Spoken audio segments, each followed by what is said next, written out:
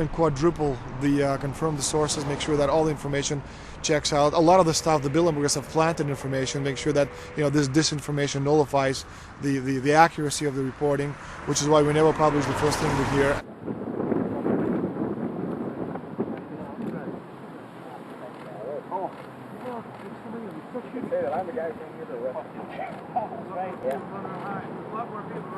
That looks like Rockefeller.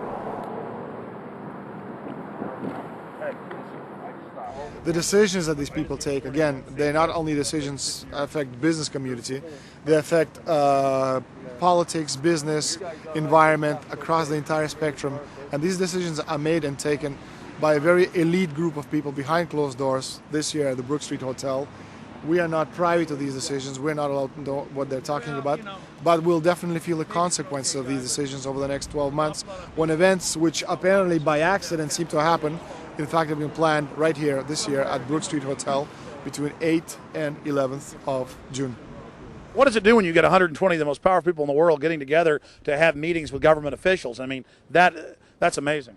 Well, it is. This is what I mean, is that they're planning the corporate agenda. They're not planning the democratic human journey agenda, in my opinion. Mussolini had a definition, is when the interests of the corporation take completely over from all other interests, and that's fascism. He said it should probably be called corporatism. Well, call it corporatism, call it fascism, call it neo-lib, there's a whole variety of political words, depending on which side of the stripe you come from, to start with, which describes the thing. But what they are describing is the complete end of democracy, the end of what matters to people, the end of what happens to the human journey. And for that reason, I think this is revolting. Ladies and gentlemen, we're here in Canada today to stand up against the Bilderberg Group that is attempting to get rid of the sovereignty of the United States. The truth of your world government has now been exposed. We know you are ruthless. We know you are evil. To David Rockefeller, to the Rothschild representatives here, to the Queen of the Netherlands, to all of you, we tell you, you are not our queens. You are not our kings. You are not our gods. We do not belong to you. We are not your slaves. We stand as free humans, have stood since the beginning of time against the strong men, against the thugs, against the bullies. We will defeat your world government. We will defeat world taxation. We will defeat your control grid. God is on our side. I stand before the creator of the universe, and I ask the creator of the universe, as our founding fathers did in 1776, to lead, guide, and direct us, and to give us the power and the foresight and the understanding and the will to stand against your entire agenda, including your final plan of world population reduction of 80% that Henry Kissinger penned in 1973. Why do you put mercury in the vaccines, sodium fluoride in the water? Why? Why do you put cancer viruses in the vaccines? Why have you used depleted uranium now in 4 separate nations? You're arrogant. You have the sickness that elites have had throughout history in their literal and, in some cases, figurative ivory towers. You believe that you're invincible. You will and you are failing now. Your New World Order will fall. Humanity will defeat you. The answer to 1984 is 1776.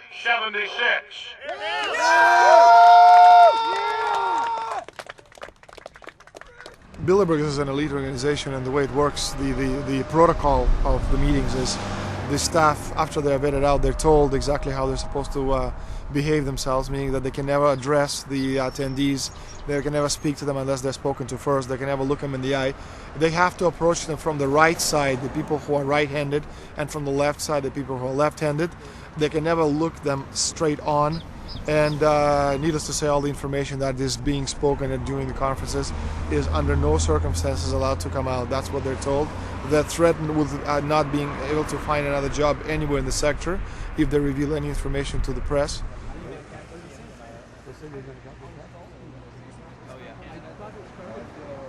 Richard Holbrooke? Ambassador Richard Holbrooke thought the peasantry wouldn't recognize him if he took a stroll off the grounds of Brook Street.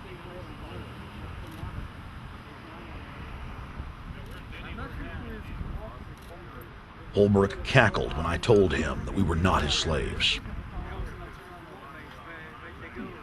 Holbrooke, we're not your slaves, Holbrooke. We're not your slaves.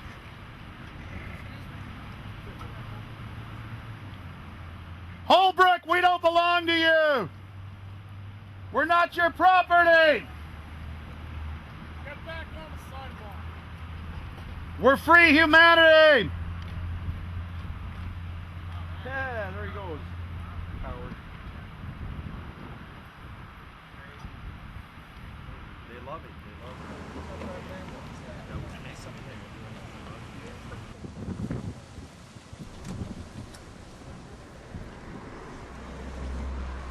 Okay, we're going to be going around the back here, guys.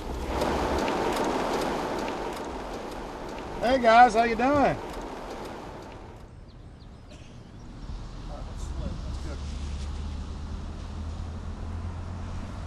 There are several rings of security service. The American delegation at every Bilderberg meeting is usually protected by the CIA and a special division of the US Army. The British delegation is protected by the MI6. Israelis usually are protected by the Mossad. The Ottawa police, in this case, working for the security, they have very little, actually they don't have any information at all on what the meeting is about. They didn't know who the Bilderbergs are. Then there's an elite private firm protecting the perimeter, doing all the dirty work, such as shooing off the photographers and bothering the protesters. But, you know, that's like piddly stuff. All the heavy stuff is done by the security service, such as the CIA, MI6. Some years ago, my legs were a little bit stronger than they are now, and I'd crept over a fence under cover of darkness and approached.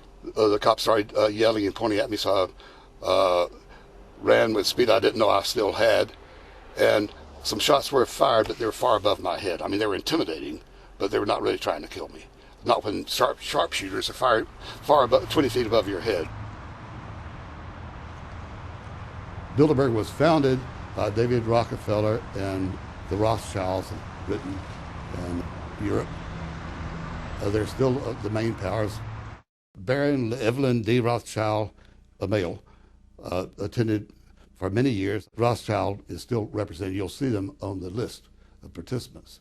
Somebody representing the Rothschild group. They are the main powers behind Bilderberg. The Dutch Royal Shell is part of the Queen's fortune. Of course, the Rockefellers have always had heavy oil interests. That was the original source of their old money from the old man. Jim just got the official Bilderberg letterhead list from his mole inside the Bilderberg group. Let's go look at it. Wall Street Journal.